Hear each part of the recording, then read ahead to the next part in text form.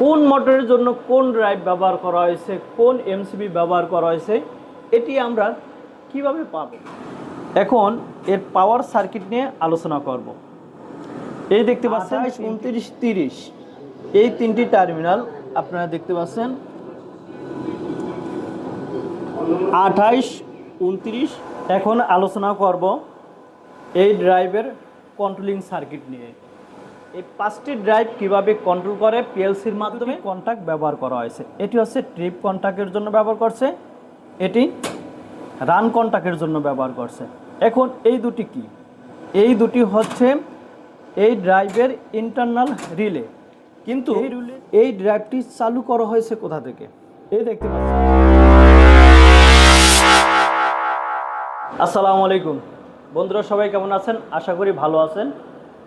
এই দেখতে পাচ্ছেন আমাদের পিএলসি প্যানেল। এই পিএলসি প্যানেল থেকে এখানে দেখতে পাচ্ছেন স্ট্যান্ড 1, স্ট্যান্ড 2 এই ড্রাইভগুলোকে কন্ট্রোল করা হয়। একটি পটেনশিওমিটারের মাধ্যমে এই 5টি ড্রাইভ কিভাবে কন্ট্রোল করে পিএলসির মাধ্যমে এটি দেখাবো, এবং এটি কিভাবে পিএলসির মাধ্যমে ওয়ারিং করা হয়েছে সেটি আমি আপনাদেরকে এখন দেখাবো। প্রথমে পাওয়ার সার্কিট নিয়ে আলোচনা করব, তারপরে কন্ট্রোলিং সার্কিট নিয়ে। এখানে দেখতে পাচ্ছেন এমসিবি ব্যবহার করা হয়েছে, বিভিন্ন এমসিবির নাম্বার দেওয়া হয়েছে। অর্থাৎ মানুষের যেরকম একটা নাম থাকে, অ্যাড্রেস থাকে, এখানেও একটি অ্যাড্রেস দেওয়া হয়েছে। এই এমসিবি থেকে এসেছে কোথায়? এই লাইন চোক কয়েলে। এই লাইন চোক কয়েলের অপর প্রান্ত থেকে এই ড্রাইভের ইনপুট টার্মিনালে এসেছে। এরপরে এই আউটপুট থেকে চলে এসেছে, এই দেখতে পাচ্ছেন এই কানেক্টর বা টার্মিনাল। এই টার্মিনাল থেকে চলে গেছে সরাসরি মোটরের টার্মিনালে। এখন এখানে তো 5টি ড্রাইভ ব্যবহার করা হয়েছে, এখানে 5টি ইন্ডাক্টর ব্যবহার করা হয়েছে, এখানে অনেকগুলো এমসিবি ব্যবহার করা হয়েছে। কোন মোটরের জন্য কোন ড্রাইভ ব্যবহার করা হয়েছে, কোন এমসিবি ব্যবহার করা হয়েছে, এটি আমরা কিভাবে পাব? যদি ডায়াগ্রাম না বুঝি তাহলে এই তার টেনে টেনে তারপর খুঁজতে হবে। কিন্তু এই দেখতে পাচ্ছেন এই প্যানেলের বয়স 10 বছর হয়ে গেছে, কিন্তু এর দেখতে পাচ্ছেন ওয়ারিং যেরকম আছে, মানে যেরকম ছিল এখনও সেরকমই আছে, মানে কোনো তার এলোমেলো হয় নাই। এটি কিভাবে সম্ভব? এটি সম্ভব একেবারে যদি আপনি ডায়াগ্রাম বুঝেন, তাহলে ওই ডায়াগ্রাম দেখে আপনি খুব সহজে বের করতে পারবেন। প্রথমেই আমি আজকে আলোচনা করব এই সিসিএমের টপ মোটর নিয়ে। এই টপ মোটরের কিভাবে পাওয়ার ডায়াগ্রাম করা হয়েছে এটি এখন আপনাদেরকে দেখাবো। এই দেখতে পাচ্ছেন এখানে লেখা আছে উইথড্রল এন্ট্রি টপ মোটর। এখন এর পাওয়ার সার্কিট নিয়ে আলোচনা করব। এই দেখতে পাচ্ছেন 3টি ফেজ। এই 3টি ফেজ থেকে এসেছে এই টিপি এমসিবি। এই 61 নাম্বার এমসিবির ইনপুটে সংযোগ দেওয়া হয়েছে। এই আউটপুট থেকে এসেছে কোথায়? এই 3 নাম্বার লাইন চোক কয়েলে। এই 3 নাম্বার লাইন চোক কয়েল থেকে এই কয়েলের এই অপর প্রান্ত থেকে ড্রাইভ এসেছে, এবং এই ড্রাইভের আউটপুট থেকে দেখতে পাচ্ছেন ইউবিডাব্লিউ। এখান থেকে চলে গেছে কোথায়? এই নিচের কানেক্টরে 31, 32, 33। কিন্তু এখানে এই 3টা ব্যবহার না করে ব্যবহার করা হয়েছে কত? 28, 29, 30। এখান থেকে সরাসরি এই মোটরের টার্মিনালে চলে গেছে। এখন দেখেন, এই দেখতে পাচ্ছেন 61 নাম্বার টিপি এমসিবি। এই টিপি এমসিবির এই আউটপুটে দেখো এখানে কত? 61, 62, 63 নাম্বার দেখা যায়। 61, 62, 63 এই তিন ফেজের 3টি তার কোথায় চলে এসেছে?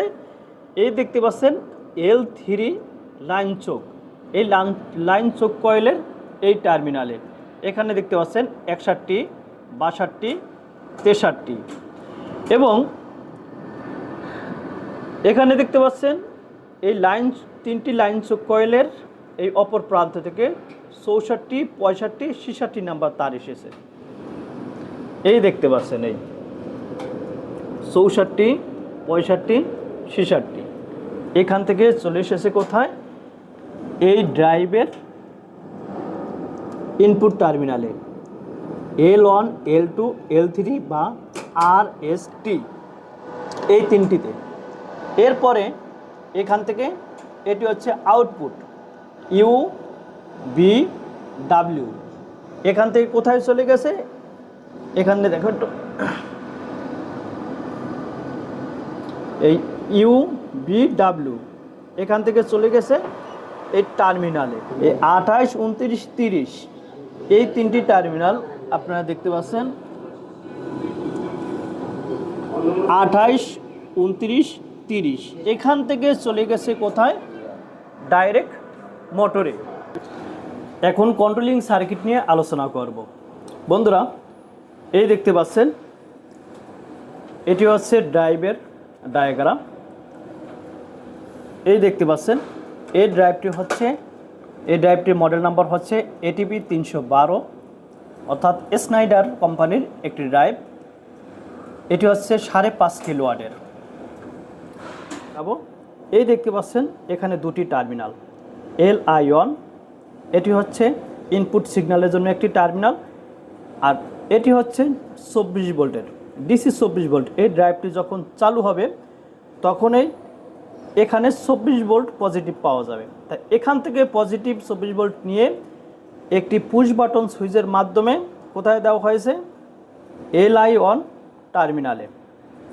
এই ড্রাইভটি যখন টিপ করবে, এই পুশ বাটন সুইচ যখন ক্লোজ করা হবে বা পুশ করা হবে তখনই এখানে 24 ভোল্ট সিগন্যাল আসবে এবং এই ফল্ট রিসেট হয়ে যাবে। এটি কোথায় ব্যবহার করা হয়েছে?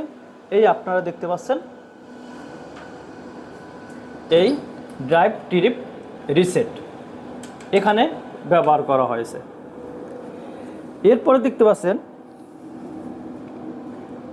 P0, PA+, এই দুটি টার্মিনাল হচ্ছে এই ড্রাইভের DC বাসের।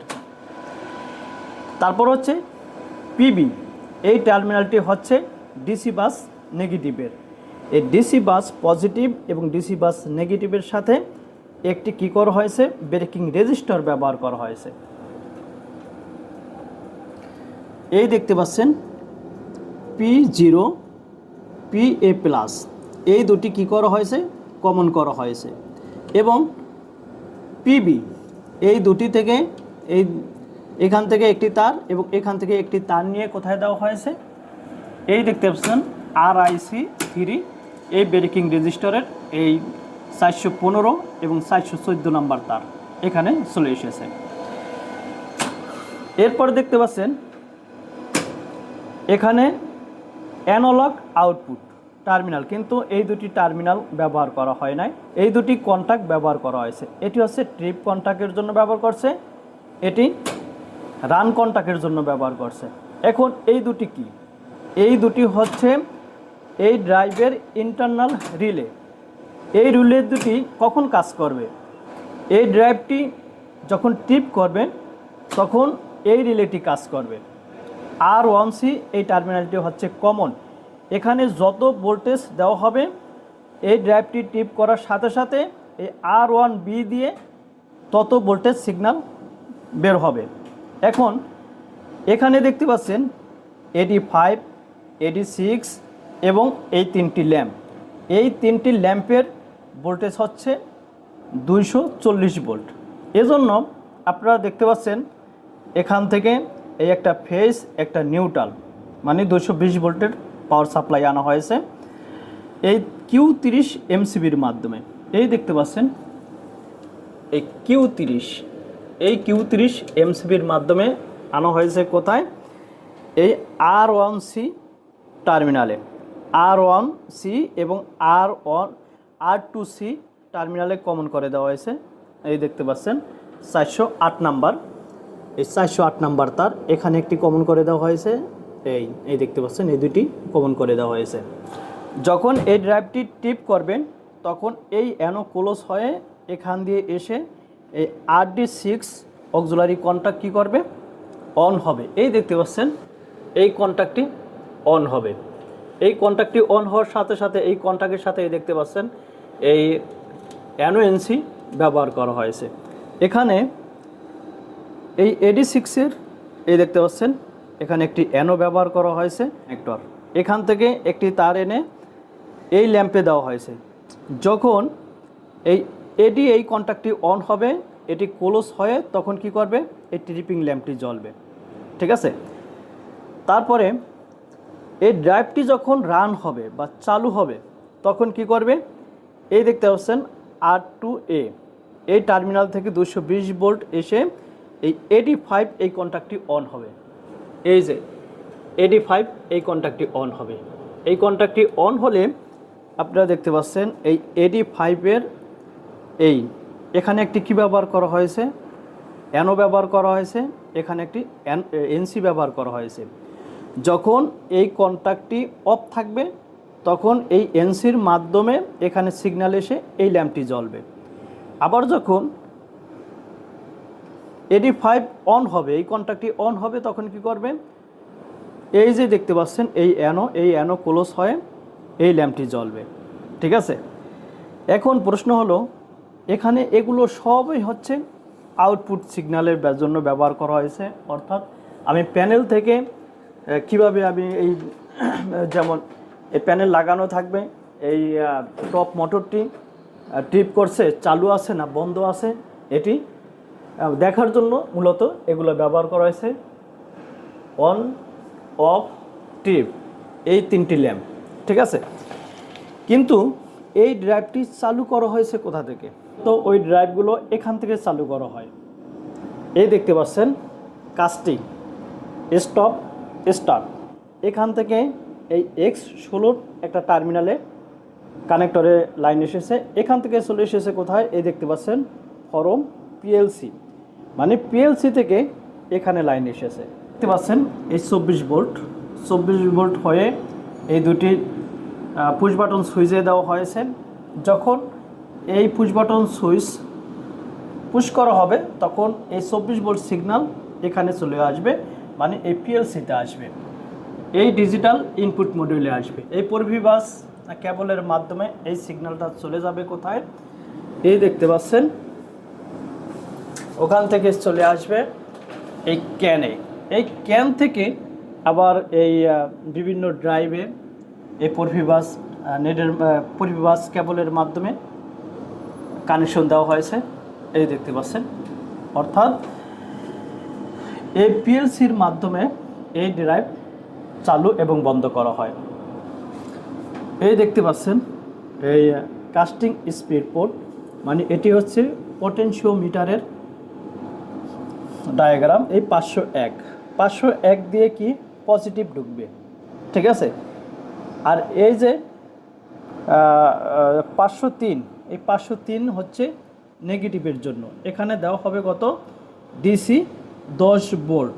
যখন 10 ভোল্ট দেওয়া হবে, এই যে এই ভেরিয়েবল সুইচটা এটি যখন মুভিং করা হবে তখন এখান দিয়ে সিগন্যাল আসবে, মানে ভোল্টেজ আসবে। যখন ফুল স্পিডে দেওয়া হবে তখন 10 ভোল্ট আসবে, আর যদি এটি কমানো হয় তখন ভোল্টেজ আসবে। এটি কি করা হয়েছে, এই ভোল্টেজটা ক্যালিব্রেশন করে এই PLC-তে পাঠানো হয়েছে। এর মাধ্যমে এখানের RPM-টা কন্ট্রোল হয়, মানে ফ্রিকোয়েন্সিটা কন্ট্রোল করা হয়, কম বেশি করা হয়। এই ফ্রিকোয়েন্সি যখন কম বেশি হবে তখন মোটরের RPM কম বেশি হবে। বন্ধুরা, এরকম নিত্য নতুন ভিডিও পাওয়ার জন্য আমার এই চ্যানেলটি আপনারা সাবস্ক্রাইব করবেন এবং আপনাদের বন্ধুদের মাঝে এই ভিডিওটি ছড়িয়ে দেবেন, শেয়ার করবেন। আসসালামু আলাইকুম ওয়া রাহমাতুল্লাহ।